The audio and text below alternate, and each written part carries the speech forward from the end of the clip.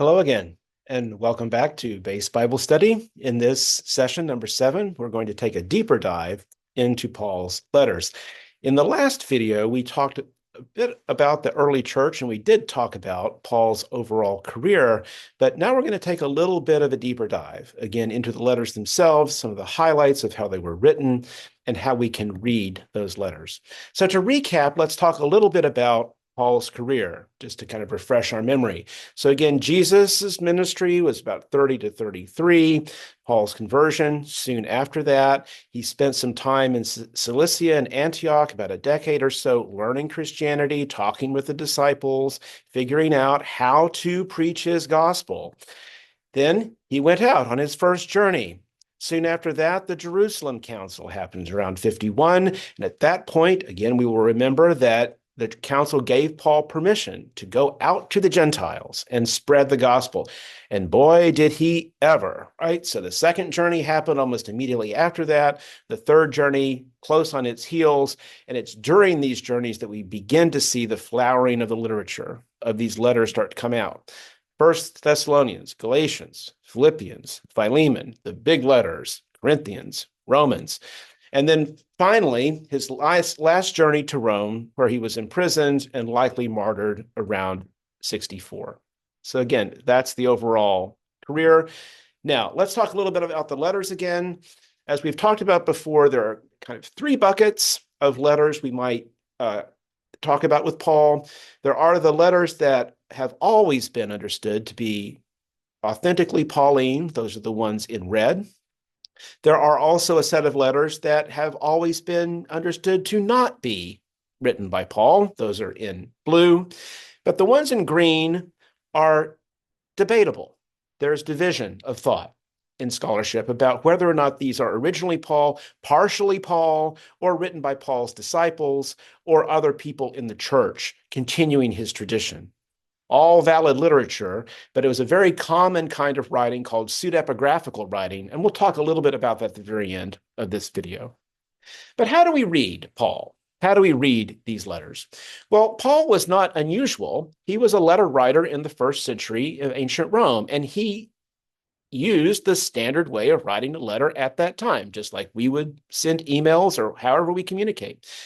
The letters had a certain structure. They began with a salutation, a greeting to the people he's writing to, usually followed by a thanksgiving, giving thanks for that person, something that person had done for Paul, or that community had done for Paul, something Paul is thankful for, right? And then the body of the letter, the real meat of what Paul wants to say, and then finally additional greetings. Now, this is because letters, when they were written, there was no other way to talk to people. There wasn't phones, emails, things like that. So you would often write to many people. There's a person that you're really writing to, but like, oh, by the way, say hi to X, Y, Z, and all these other people that you happen to be living with.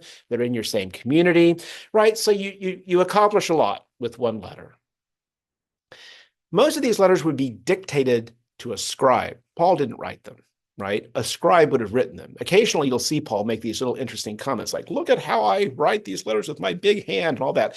That's all really to say that scribes who were taught and could write neatly typically were the ones who would write these letters. Now, the way that they were carried, we just have to remember it was dangerous. These were hand carried on roads that, yes, the Romans were famous for having good roads, but let's say sometimes the letters didn't make it because something happened to the carrier of the letter. It was not an easy thing. It would take days, weeks, months for these letters to get where they were trying to go. So this is a major undertaking to write one of these. Now, so Paul wrote to churches, not about random things, but about particular problems and questions that that church was addressing and wrestling with. And it's also really important to understand that we only have one side of the telephone conversation here. We only have Paul's side. We don't know what the churches were asking Paul, right? And so our understanding of this conversation is impoverished because we only have half of it. We don't understand what Paul is responding to. Now, in many cases, we can kind of put those pieces together, but we don't know. So we always have to keep that in mind, that we're often not dealing with the complete conversation. And look, some of the letters are just gone. We don't have them. We know Paul wrote lots of letters to Corinth over a decade. We don't have most of them, probably. And there's a lot of other letters that we likely don't have. So we also just have to be aware of the fact that our record is incomplete in terms of the letters that were actually written. And please keep in mind that when Paul wrote these letters, he was not really thinking necessarily that everyone would be keeping them and like us 2,000 years later would be reading them as scripture. That was not in his mind, more than likely. He was just trying to be a pastor to his congregations, right, to these churches. So he doesn't tell you everything that he thinks. He doesn't do a complete treatise on anything. He's just trying to address things like any of us would address things in a letter. So we have to be aware of the fact that Paul leaves things out because he's not trying to actually deal with everything he could possibly deal with. Another really important aspect is that Paul was a first century Roman writer. He was very articulate, very educated, and so he used complex rhetoric. In many times, this was a very common device. It's a device that people use now when they speak publicly or when they write. He might take the side of his opponents and then lambast it, tear it down. He may talk about issues that he himself does not agree with and then tell you why he doesn't. He might speak metaphorically. He might ask rhetorical questions. He may use symbolic language that's intended to be sarcastic. These are all strategies. They are rhetorical devices that are widely used. So it's very important for us to be smart when we read Paul and understand that he uses these devices. And we want to be aware of the fact that that's part of his communication. Now, where did he go? What is the geography of all of this? Well, there are many different towns and cities in his second journey that he visited, and most of these are places where he established a church.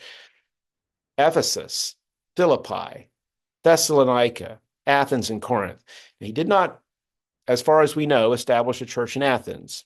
We don't have a lot of information about that. We have no letters from that if there was a church there, but we have letters from many of these other places. Let's talk about Thessalonica.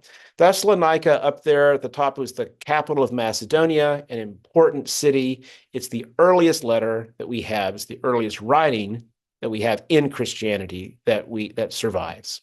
It was written again to a church in the capital city of Macedonia. What was he trying to say? He was reminding them of what he had taught them. So keep this in mind. He had just visited there. He had just established a church there. He journeys on down to Athens and Corinth, and then he writes back to the church at Thessalonica to encourage them to keep the faith, to remember what he just taught them. Because Christianity was a tiny thing. It was a weird sect that was under persecution, not understood by Jews. Jews were often hostile to early churches, and everybody else in the Gentile world just thought they were nuts, right? So this was not something that was easy at all, right, for these churches to maintain themselves. So this is encouragement that Paul's providing to them. He advises the church also, and this is something we should hear, please don't focus on the second coming of Christ. Please don't spend your time worrying about when the resurrection, the second resurrection, or whatever resurrection is going to happen. Be in ministry now. Focus on ministry now to the people that you see. It's an important message, and it's not the only time that we get that message, but I think that's a message that all of us should hear too, is that focus on what's important now. The third journey often went to the same places as the second journey, many of the same towns, many of the same cities. And it was largely to reinforce and encourage those churches. Now, here we get some of the big letters, Galatians.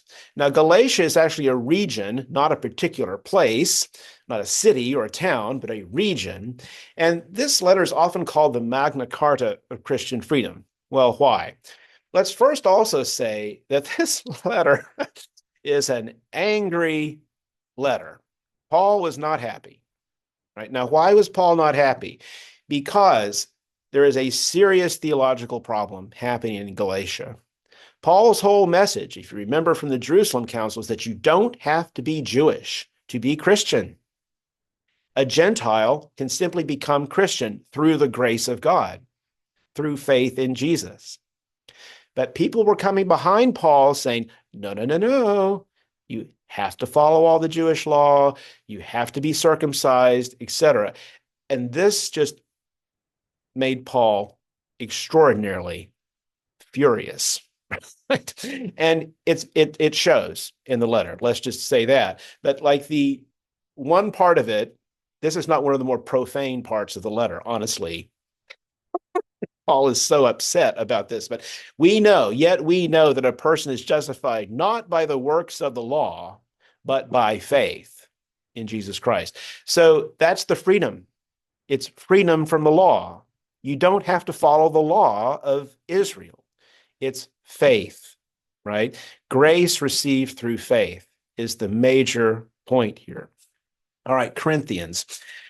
Now, boy, howdy, there's a lot to talk about with Corinthians, and we're only going to be able to talk about the very high-level stuff here. But Corinth, think of it like New York City, huge port town. Everybody was there from throughout the Roman Empire. You could find every language, culture, religion, crazy thing going on in the empire. It was in Corinth, right? This is a challenging place to start a new church. It was an incredibly troubled church, not surprisingly, for at least a decade. Right. And Paul had lots of correspondence with this church, probably more than any other church. I mean, we don't know that, but just given the evidence, it's quite likely.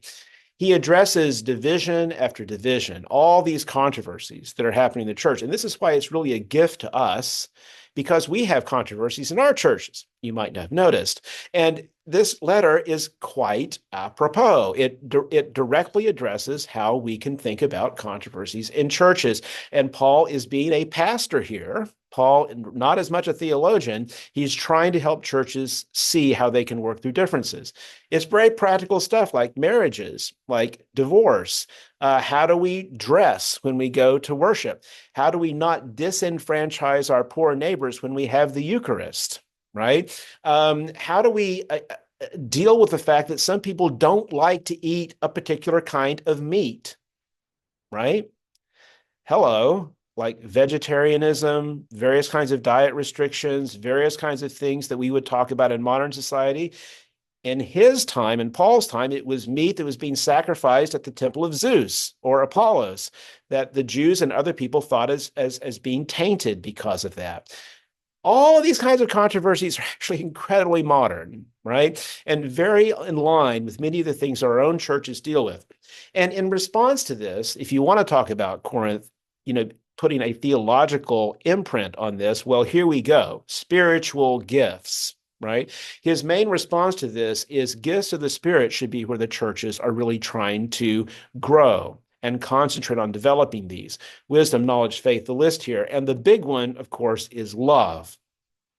Now, this is 1 Corinthians 12 through 14, and many of us will have heard about 1 Corinthians 13, this chapter on love. It's often used at weddings. But you really want to read all three of these chapters together because the unit of it is really about spiritual gifts. The context is about love being the primary spiritual gift that infuses and energizes and basically creates all of the other ones. And if you don't have love, you have nothing. You can't do any of these. You can't church, right? You just can't do Christianity without love. And so there is nothing more superior than love. And of course, it's a beautiful message, but it has a lot more to do than just at a wedding. It's the way the entire kingdom of God is. It's a universal concept, right? So we want to remember that. I mean, every situation they're Christian in, this is the most important thing. The second letter, now again, it's called 2 Corinthians, but there might be 2, 3, or 4 letters here, right? I mean, they were combined together in the editing process. There's a lot of scholarship and debate about this, but the first 9 chapters, there's a lot in here about his ministry in the church, right? Various problems with his ministry in the church and controversies. And the last chapters, some people think this might be a letter that's often called the severe letter, and we don't know, but it is a very aggressive defense of Paul's ministry. Paul was clearly under attack. There were clearly people in the church that were trying to undo the things that Paul had tried to do very directly. And so it's a difficult letter from the point of view of scholarship to understand its structure and what was happening in it. It's a difficult letter emotionally to deal with all of the controversies that were happening. But it is a gift to us.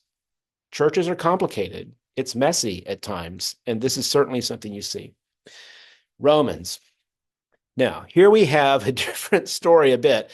This is, I think, without a doubt, the most important document in Christianity. Has always been really considered to be this. It is the premier theological description of Jesus, who he was, why he came, why it matters. I said earlier that Paul rarely talked about anything comprehensively because he's just writing letters. But in this case, Paul was writing to a church he had never visited. He did not found this church, the church in the capital city in Rome. He had never been there. He was introducing himself to that church. This is what I believe. This is my gospel, and presenting that to them. So that's why it is such a complete description of how Paul thinks about Jesus. It has been a continual source of revival, renewal, and honestly, even revolution in the church. It's not too far of a statement to say that this letter caused the Protestant Reformation, Luther's rediscovering analysis of it, and many other things that were going on.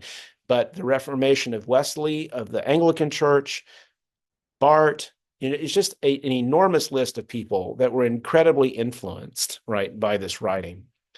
It has three basic sections. The first 8 chapters are really about what God did in sending Jesus to earth. What was that about? What was the importance of it? 9 through 11 are really about a very personal question for Paul. Why do Jews not see Christ as Messiah?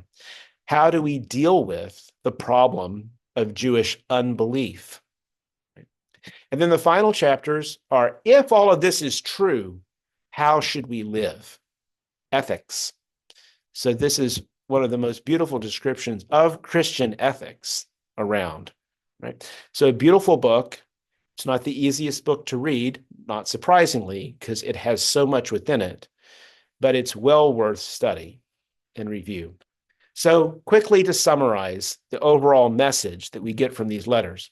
Grace is a free gift. We can never earn it.